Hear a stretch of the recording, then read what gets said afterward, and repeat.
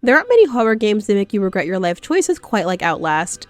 Shattering expectations and mental states alike with its release in 2013, Outlast was carefully designed to pull the dread out of players, new or seasoned, with its gameplay. Not only are there jump scares, tense chases, and the occasional cutscene ready to offend Christian soccer moms and, well, most normal people, just like any other game, there are achievements to go after. A lot of them are obtained as you go about completing the objectives in the game, but despite playing the game nearly 100 times and over the course of nearly 9 years, there's one in particular I've been holding off on, that being the lunatic achievement. Why? Because I'm kind of a Hey, it's Nana Plays Games, aka MPG. Should I be happy to do this video? No, but I am, and I'll tell you why, besides me having masochistic tendencies. Obtaining the lunatic achievement in Outlast means beating the game on the hardest difficulty, dubbed Insane Mode. Why is this hard? Well, each difficulty of the game offers new experiences such as enemy AI quirks and items to find. For example, playing on the normal difficulty will make enemies attack as hard as a sleepy kitten, and batteries will not only be plentiful, but the amount you can hold at once is generous. Increase the difficulty and enemies can turn you into a human slushie with ease. Batteries are also harder to find, and you're limited to carrying fewer of them. On Insane Mode, there's a good chance that enemies will shred you to pieces in one hit, or in the best case scenario, 2. That and you only have room for 2 spare batteries with a near abysmal chance of finding any around the asylum. Outlast is a dark game, so having to traverse the game almost always in the dark, being chased and in fear of being violated by failed science experiments is pretty horrifying. Oh, and did I mention this mode is permadeath? There aren't any checkpoints, so if you die at any point, it's back to the very beginning. And let me tell you, I'm the master of choking. Maybe I could have rephrased that actually. There's also an achievement people often go for called Energizer, where you have to complete the game on Insane Mode without reloading your camera once. Of course, I only have the game for PC, Switch, and PS5, so I can't go for the Energizer achievement, which sucks, but the mode is already hard enough to make me suffer, so it's all good.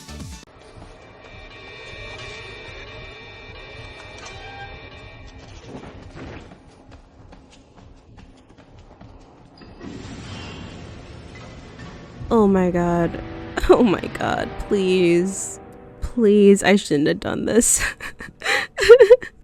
There are other achievements to go for as well, such as the ones connected to completing the game's objectives or collecting documents, but I've gotten them all several times before, and I'm not going achievement hunting for this video. I only care about the lunatic achievement, and this video is just to prove to myself that I can get it. BT dubs, I will be using 2 footages I have. One gameplay of Insane Mode and another of Hard Mode. I couldn't exactly go sightseeing while playing on Insane, so I replayed the game on a lower difficulty to get the clips necessary for your viewing pleasure. Okay, enough yapping, let's finally get this achievement.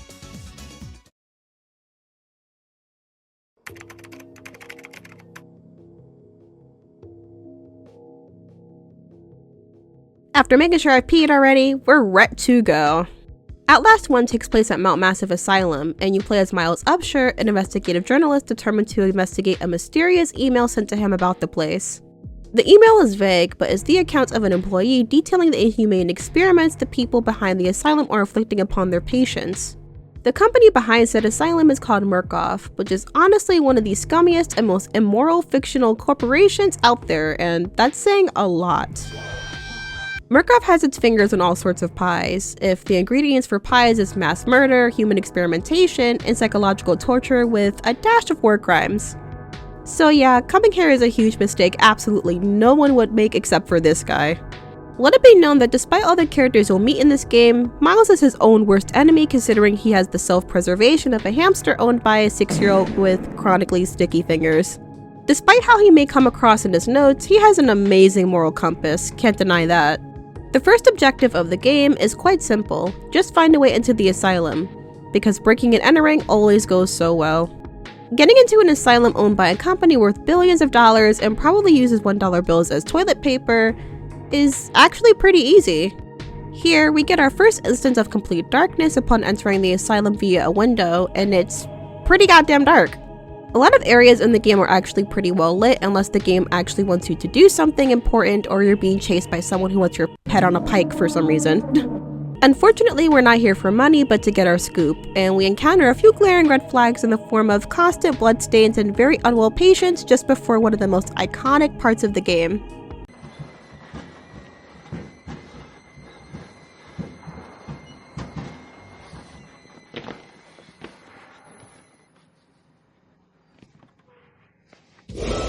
Dude, that's crazy. I totally wasn't expecting that. One soldier who got the Vlad the Impaler treatment tells us that the patients, who he calls the variants, all got out and are going crazy. No pun intended. Judging by the human skulls stacked on the shelves like trophies, I'd be inclined to believe him. Now, our objective is getting out alive, and after seeing these soldiers get bodied, yeah, it's not looking good. Upon trying to leave, we catch a quick glimpse of what looks like a hairless silverback walking into a room, but that's of no consequence. The silverback totally isn't going to silently exit the room he was just in and throw us out of a window. Surely not. But of course he does, because jump scares are super scary, woo! Upon drifting in and out of consciousness, we're approached by Father Martin, someone who will be very important in guiding us to an exit. After a million side quests he has us go on. That's later though. After waking up from our cat nap, we have a new objective. Get the fuck out. Sounds good to me. There's an exit right across from the front desk, but it's locked and can only be opened from the security room. Only that room is locked as well, so we have to take a bit of a detour to find a way in. If you're playing on other difficulties and aren't going for Energizer, it'd be wise to check the security room corridors and the rooms near it to pick up any documents or batteries. I'm not really interested in that, so I'm only here to grab the keycard from this really sleepy man and use it to access the security room. After getting in and sitting in this chair like we're at home playing a nice game of Overcooked and not fearing for our life, we see something on the security camera. Apparently, the priest from earlier doesn't want us to leave and is turning off the generator in the basement. Maybe it's because I haven't gone to church in a while. Oopsie. He did this all in the basement, so guess where we're gonna have to go to turn the stupid power back on? Yep, straight into danger! The game loves to make us complete objectives while running for our lives, so it's better to get used to it sooner rather than several beheadings later. Before we're able to leave the room though, the silverback is here again, only this time very politely teaching us how to hide in lockers and keeping yourself safe. He's so sweet. That silverback is actually Chris Walker, and I imagine he wasn't too pleased to find out that Miles survived the fall that should have shattered his ribs and cracked his skull open. He'll be relentlessly pursuing us the whole game and instantly kills upon contact on most modes, so I'm just gonna say my prayers now because I know if I die, it'll be his fault. Most people never realize this, but Chris Walker can actually chase and kill you here if you leave the room before he's out of the hallway. Normally I'd provoke him a little bit, but I was so anxious to get this achievement done and didn't have the balls to tempt fate. It would be just my luck that I get stuck on this railing and get my head knocked off my shoulders. Despite this, the basement is the place where most people are going to experience their first death. Here is where we come across our first unnamed variant, and I should probably make it clear that not every variant in the game is violent towards Miles. Variant is more or less a derogatory term used to refer to those who have gone through severe physical changes due to human experimentation. This section of the game may be intimidating to most, but there is a way to get past it. As for actual strategies I'm using, I'm actually not using any official ones. I'm using strategies I've cooked up over the last 8 to 9 years, so if those don't work, then fuck me, I guess. I personally think the scariest part about going for this achievement is just how inconsistent the game can be at times. Most times it's easy to tell what an enemy is going to do or where they're going to check, other times it's not. Here's the strat I've been using for this part of the game for a long time. 1. Immediately run in before this guy busts down the door. 2. Hit the first 2 buttons.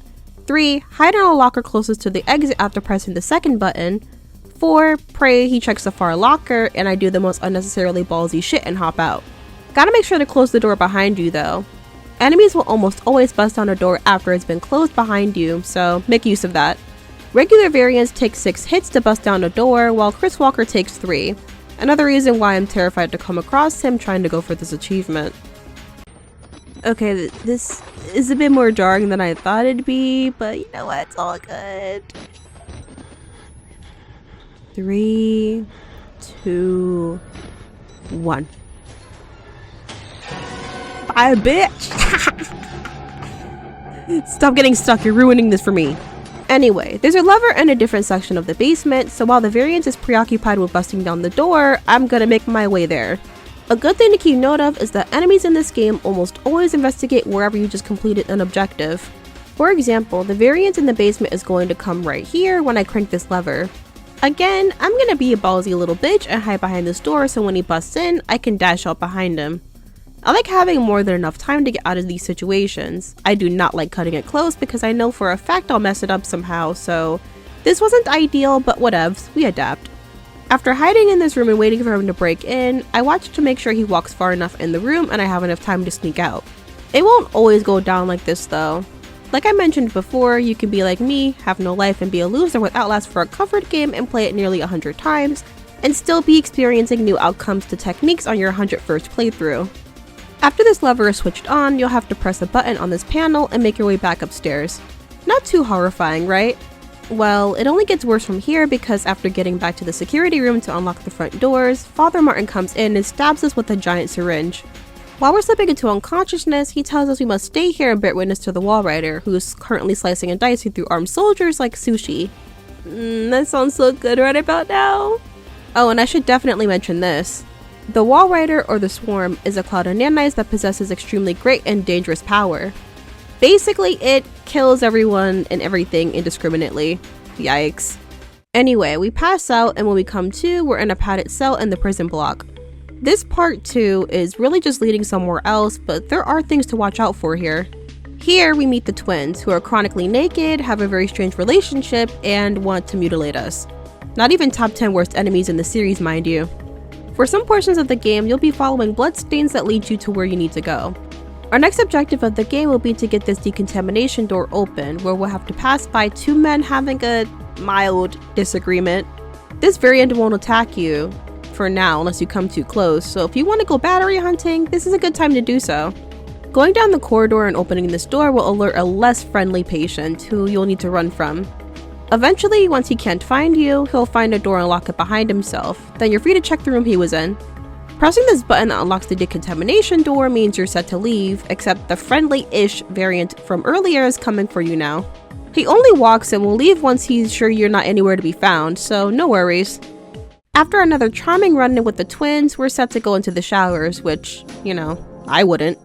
It's locked, unsurprisingly, so after watching Chris rip this guy's head off and grabbing this other dead guy's key card, we go into the showers. Yay. We run into the twins again, but we're able to maneuver our way around them and get ourselves into even more danger.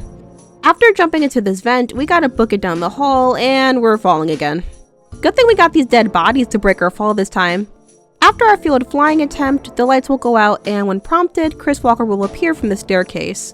I like to play this part patiently, hide under a bed until I hear Chris's chains on the far right side so I have enough time to run to the left and up the stairs. We're placed in another cell block with a guy who thankfully welcomes us in, and all we gotta do is find the way out. There is an unnamed variant who doesn't seem to like us, but most people don't die to him, so as long as you know where you're going, you'll have no problem. After getting through here and seeing some troubling graffiti, we're ready to get to the first part of the game that actually makes me nervous. Yep, the sewers. Talk about shitty situations. Get it? Because there's shit. Yeah, I know, I'm not funny. Bad puns aside, you have to activate 2 valves to drain the hole you need to climb down. Of course, Chris Walker feels lonely and wants to join the fun too, so we'll have to watch out for him. Yeah, I totally didn't see that coming. Both valves are on the opposite sides of the sewer, with the left side being pretty safe and the right one being, well, not. The right side's valve will have 2 lockers you can hide in, but Chris isn't a dum-dum, so he'll most likely check both if he feels like you're in here. Usually I play on hard mode and just hop over this beam at the same time as him, and if he happens to hit me, it's not the end of the world. Here, it is probably the end of the world. It's not a risk I feel comfortable taking, so I'm going to take an even bigger risk. I'm gonna wait for him to bust down the door, then as soon as he comes barreling through, run behind him. Pretty gangster, huh? Actually, it's pretty stupid, but it can pay off if you're not sloppy, which I very much am. But it shouldn't be too hard, right? Okay, I'm feeling nervous. Okay, I just have to time it right. It can't be that hard. By the way, I've never done this before, so maybe I shouldn't be experimenting during this run, but whatever. Oh, that's not good. No. That was so unnecessary. That did not need to happen. Maybe should have seen that coming. Case in point, if it ain't broken, don't fix it. After dying, I was able to go through the game a lot faster the second time around. I was still just as nervous, but to be honest, I didn't have the energy to spend being careful. I knew what worked and what didn't. So far, anyway.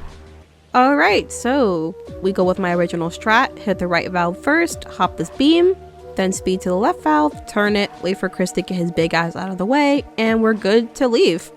So yeah, after my little bit of bad decision making, you can climb down this ladder and navigate more of the sewer system, most of which is very dark but harmless. The problem arises when you're in belly button touching water and Chris comes skinny dipping with you. In the dark. Despite him not having night vision, he can see pretty goddamn clearly.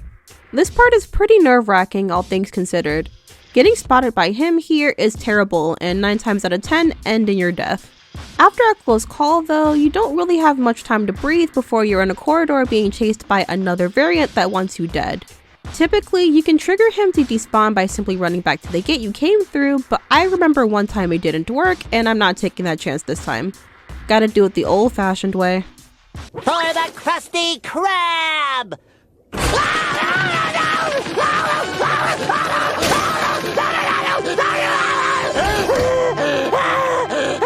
After this, you're pretty much just walking around and exploring the beauty of the asylum, which includes men moaning in agony and an oncoming train.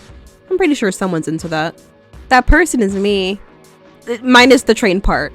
Speaking of which, the chase that starts here is very scripted, and while it may seem scary at first, it truly isn't. See, the game gives you a heads up on how to succeed in this chase a few rooms prior.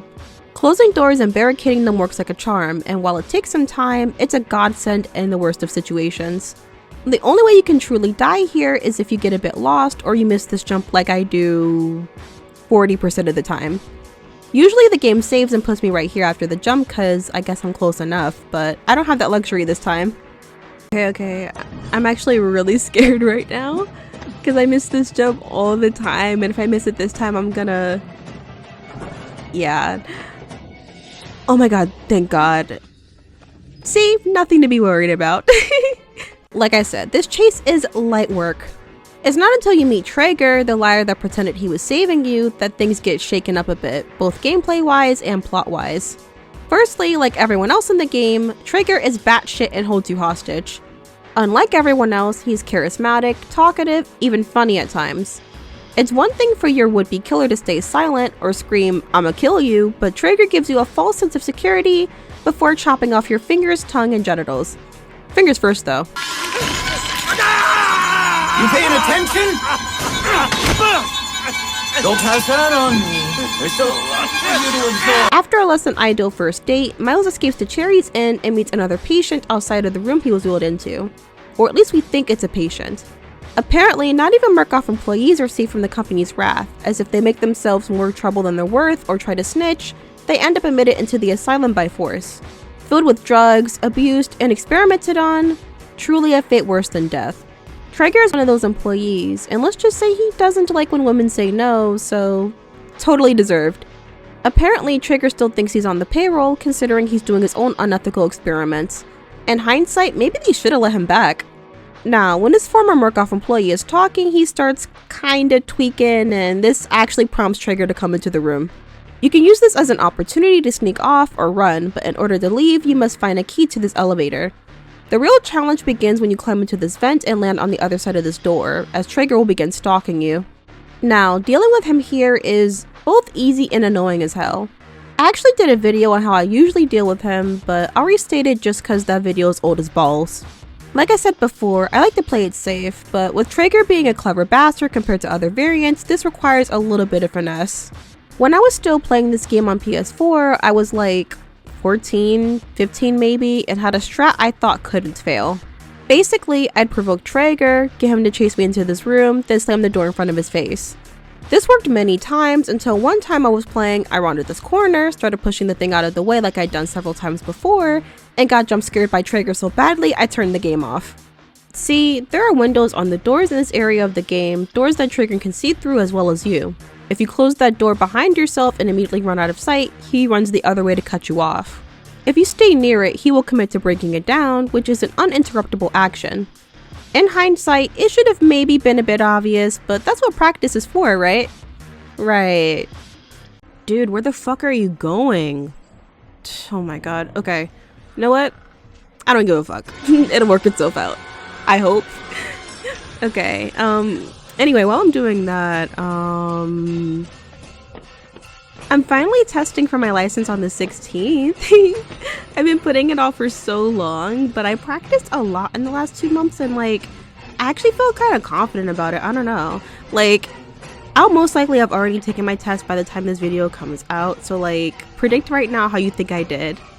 You know, I know it's cliche and all that to say new year, new me, but I actually want to do more things this year. Like, play more games, take up a new hobby, like dancing or something, go out with friends more, actually act like I exist. I don't know. Something like that. Fucking finally. God. After this part, everything is pretty much a breeze as long as you use doors to your advantage. I typically grab the key, close the double doors behind me, wait for him to break in, and when he enters the far side of the room, I book it the way he came and close any door I can behind me. Speaking of which, one thing I forgot to mention about this game is that closing doors behind you is a bit finicky. You wouldn't believe how many people, me included, accidentally close the door on themselves and die as a result. So if it looks like I'm closing the doors kinda slow, I just really don't want to die. I play a lot more ballsy when I know I won't basically get a game over, but again, not exactly a luxury that I have. Anyway, back on topic, we're on our way out, and I guess Traeger's not too happy about losing another set of because he comes after us again and loses his life quicker than imagined.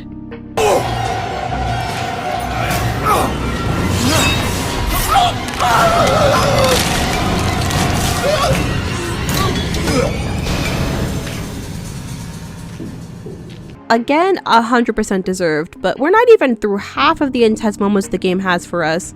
After having another riveting conversation with Father Martin, we get stuck in another area that's being stalked by the one and only Chris Walker. After running into a guy that likes his showers extra hot, we have to turn on some sprinklers in order to stop the fire blocking us from getting to where we need to go. Of course, that involves some valves on complete opposite sides of a floor. Yay! This section of the game is, well, much like the sewers except without the smell of shit. The middle and back corner area of this section are dark as hell, and while it's not something you really have to worry about, playing Ring Around the Rosie with Chris definitely is. This valve cooped up beyond this squeeze is the easier of the two to get to, as Chris cannot access it. The second valve is, well, has always been hard for me to get. Chris does literally whatever the hell he wants half the time, so if you need for him to not go somewhere, he will go there. I didn't feel comfortable not having line of sight of him and had to focus on the sound of his chains to determine whether or not I was safe to explore. Chris is supremely paranoid, so being proactive is very important. Expect him to suddenly turn around with no warning, expect him to show up out of absolutely nowhere, it's all essential to not dying. Let it be known that his behavior is sometimes random, though that shouldn't scare you. The game is old, so it being a bit buggy or weird is expected, but I guess it's not exactly ideal when it's do or die, is it? This valve always gives me trouble when I go to get it, so honestly I recommend going to get it first and just running your way to the other one. Of course, I didn't do that while doing my insane run, so womp womp. Getting past this part is really all about navigating tight spaces and adapting if Chris brings his big ass in here. There are things to loop around, just think of it as playing Dead by Daylight but less miserable. Anyway, wham bam, we're done with this section, and after that, we're ready to go outside. After this. Now, with this outside section, at least for a while, the hardest thing will be navigating while it's dark. Of course, you can use your night vision, but unless you get lucky and find as many batteries as I did, you might want to rely on instinct and strategy. Practice makes perfect, as you can still die from any missteps when you're scaling rooftops. A truly painful way to screw up your run, that's for sure, but I wasn't too worried. The first brush with death you'll experience after a while of peace will be with Chris, of course, when you land into this plaza. This encounter isn't too difficult to deal with, I usually just stick to this corner and he typically walks as far away from me as possible. Might make it a bit scarier to reach these planks you need to climb on top of, but we got it. The next time we see him though, he unpredictably zips through the darkness like a wrecking ball. Again, no worries. Just loop yourself around this gazebo, being sure to keep an eye on him to make sure he doesn't cut you off, and you'll have enough time to make it through this gap. We talked to Father Martin some more. He's of totally no help, by the way, and here comes my least favorite part of the game, the part I always speed through because it honestly terrifies me. The laundry room. You won't be spending a huge chunk of your time here. You'll actually be spending it on the floor above. You know the drill. We either need a key or a valve. This time it's a key that's cozied up to a guard in the laundry chute. He won't be missing it, I'm assuming, but we gotta break them up first. But of course, that's never a walk in the park either, since we need the 3 fuses necessary to get the hatch open. The fuses are located all around this floor, the first actually being past the starting point. It's the first fuse you should grab since it's the only one on this side of the floor, and because after you grab it, an enemy will decide he wants to kill you. Go figure. After hiding under something, you can deal with him coming into this room in one of two ways. 1. Dash from under the bed as he surveys the room and close the door behind you, trapping him inside. 2. Do what I did and wait for him to run back the way he came, keep an eye on him, and maybe try to maneuver around him.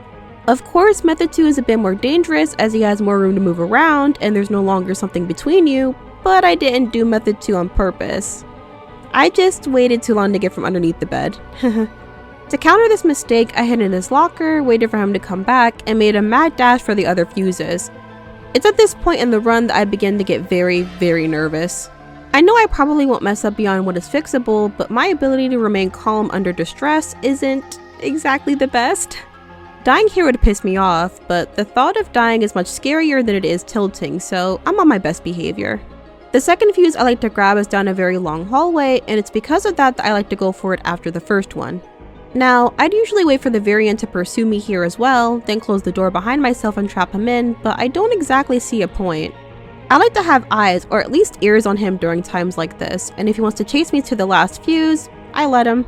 The last fuse is much closer to the laundry chute, which is why I go for it last, and it's also guarded by another variant. He's chilling at the moment, but as soon as you touch the fuse, he begins to pursue you. Very, very slowly. He's honestly not a threat, but paired with a more aggressive variant who's breaking down the door, yeah, still not a threat. Just keep them both on one side of you, don't get sandwiched, and make your way out of there. I never close these last two doors before I put all the fuses in, just so the variant has to spend much more time breaking them down. By the time he's done, I'm long gone. Voila, we break up the garden key, get chased by this guy, and make sure to make these jumps, and we're golden. After this section, we get a much needed break from variants, at least for a few minutes. The game is hard to appreciate when you're running everywhere, more so running for your life, but it's still unmatched in the aesthetic department.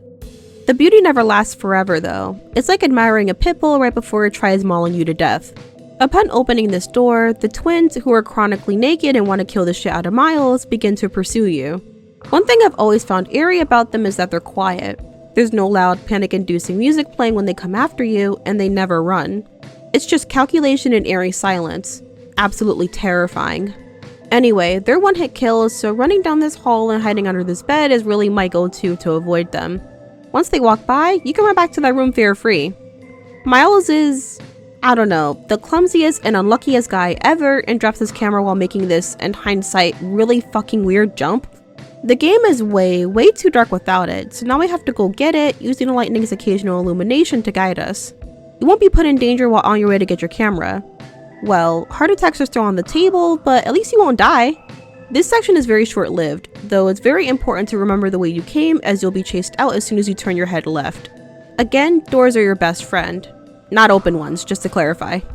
All is well, you make your way the only way you can, only to run into Chris. Again. I'm beginning to think this guy has a crush on Miles, the one that involves you ripping off your loved one's head. How romantic. While unrequited love always sucks, this section can also get pretty tricky if you hesitate. First, Chris will appear down the hall and will bust down a door right in front of him. This will take a few seconds, and in that time, you should make the absolute lowest IQ move and run towards him. See, there are tons of doors that you can try to go through, but only one will be the way you need to go. The door is highlighted by it being cracked open, unlike the other doors you'll run past. It's important to remember that you have to let Chris break down the door when he first appears. If you distract him, you can kiss that easy peasy strat goodbye and cower in a nearby room and wait for the perfect moment to sneak by him. Yeah, I know from experience. After this point, Father Martin has you going on a wild goose chase, again, but this time you get to enjoy a movie and no one chases you. Yet. Once you grab the necessary key and drop down, this exit will begin getting broken down by one of the twins. Again, just stay out of his line of sight and move behind him, and you're safe. This part of the game is very melancholic, though very calming since nothing is trying to kill you. Patients everywhere are praying, and there's a noticeable lack of chaos in this section of the building. I guess it makes sense though, since Father Martin wants to go in a blaze of glory. Way too old for this attention-seeking behavior, by the way. Before he goes, he lets you know that the elevator is fixed, and it'll lead you to the exit of the asylum. The end of the game is nigh, all trials and tribulations are almost a distant memory. Yeah, I'll mention how I started to feel at this point in time very soon, cause I was not happy. On our way back to the elevator, we have kind of a surprising encounter with Chris, but one that's easily countered. Run down this hall, I usually pick the furthest room, open and shut a door, wait for him to break down the other, and once he comes close, make a mad dash for the way he came. Roundabout, yes. Effective, also yes. I never died using this method, and I sure wasn't gonna start at the home stretch of the game. Speaking of which, I was truly suffering. If you never played Outlast, the elevator unsurprisingly doesn't lead you to freedom. It actually leads you to your doom, the section of the game many people choke on just from how much it expects perfection. We also encounter the most dangerous enemy of the entire game, one talked about incessantly but never once encountered as a threat until now. The Wall Rider. You first see it in this corner here and must run away from it, naturally. The Wall Rider isn't the only secret admirer you have though, as Chris makes his grand return. An exit, I guess. Seeing Chris turn to mincemeat definitely isn't something you want to see, even after he gave you hell all game. There is always a bigger fish. After Chris's permanent playdate with death, we get beckoned by a man who calls himself older than sin. Dr. Rudolf Wernicke, scientist from Germany who has some cloudy ties to the atrocities committed by his home country during World War II. He emigrated to the US 4 years after the war ended and became the director of Project Walrider. He later regretted the project, only continuing due to the massive amount of profit it bring, though it was bound to crash and burn eventually. He tells us, Miles really, that he must turn off a boy named Billy's life support to effectively stop the Walrider, since no one can leave the asylum while it's active.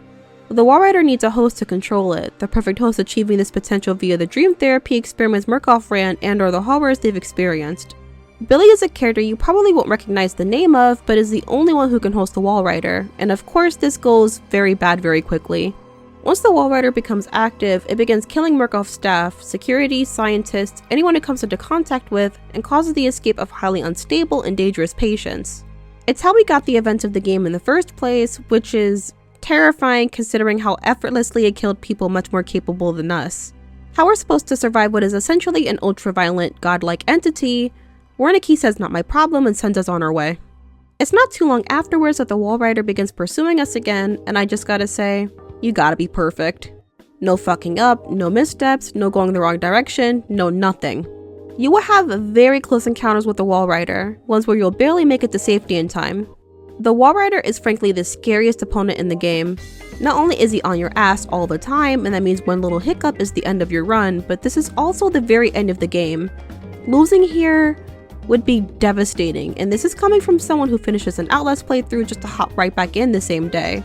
As you probably already know, I was a little nervous.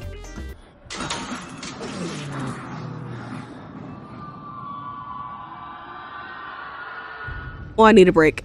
Oh, I need a break. I need a break. Oh my god. This cannot be for real. I should not feel like this playing a fucking video game, dude. Really, I was losing my mind. I never typically die at this point in the game on any other difficulty, and I've played through them all more times than I can count, but it'd just be my luck to do it during my insane run. I really don't know if I could stomach such a loss. Anyway, 2 pieces of advice. Number 1, when you first see the Walrider again, run straight past him. Don't try to duck into a nearby room and give him the runaround. It'll either end with you wasting your time and put you in a tougher predicament if it doesn't straight up kill you. Number 2, closing doors is a waste of time. The Walrider is not only very quick, but is basically a ghost, so there's no point in risking it. I honestly don't have too much advice for any encounter after the very first one. Just keep running, never stop for even a second, and most importantly, remain calm.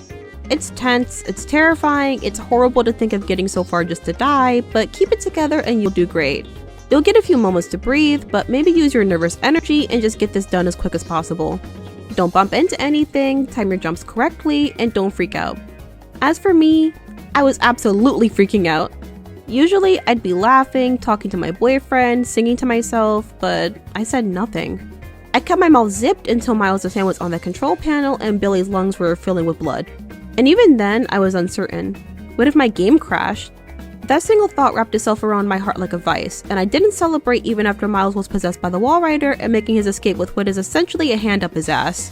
It wasn't until bullets pierced every major organ in Miles' body that I felt the most insane wave of relief pass over me. Poor guy, but I was truly ready for him to die. And as the credits rolled, I thought, first, fuck this, I'm not saving her for that. Second, did I really put off doing this challenge for nearly a decade when I beat it on my second try? Surely not.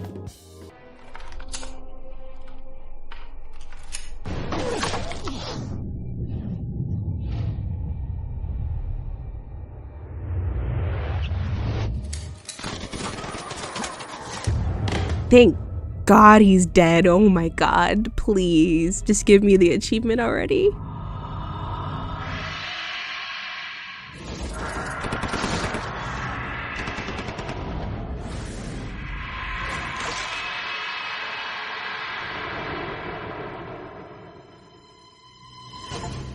Oh, thank God. Oh my God, I'm so happy my game didn't crash. Oh, it would have been over. I would have never tried this ever again if that was the case. If that's how I lost, I would have never tried it again. God. Like normally I would feel so happy right now, but my head hurts, to be honest. What can I say though? I'm like totally the best. And that's that. Insane mode finally completed. As you can see, Outlast's insane mode is infamous for many reasons. It's something only true masochists or those ballsy enough put themselves through, but honestly, it's an experience that's so worth it. That bit of adrenaline coursing through my veins at the final stretch was unlike anything I've ever felt before. You can really tell just how little I go outside. The mode is a lot of fun, especially if you just love the series and want a challenge that won't 100% make you want to die. Cause trust me, nothing is compared to Outlast 2's insane mode. Shit, I even think Whistleblower's insane mode is more punishing, despite it being so much shorter than 1. Maybe not the hardest achievement to get, but I've always wanted to do it, and honestly I just wanted to do another Outlast video. So, I hope I helped, entertained, or all the above. If you want me to do Whistleblower, let me know because I would love to. I'd rather shit in my hands and clap than do 2, so don't expect it. You'll be sorely disappointed, and so will my mom that I'm not doing something better with my time. Anyway, let me know what you think, and as always, like and sub. This is MPG, I'll catch you later. Peace!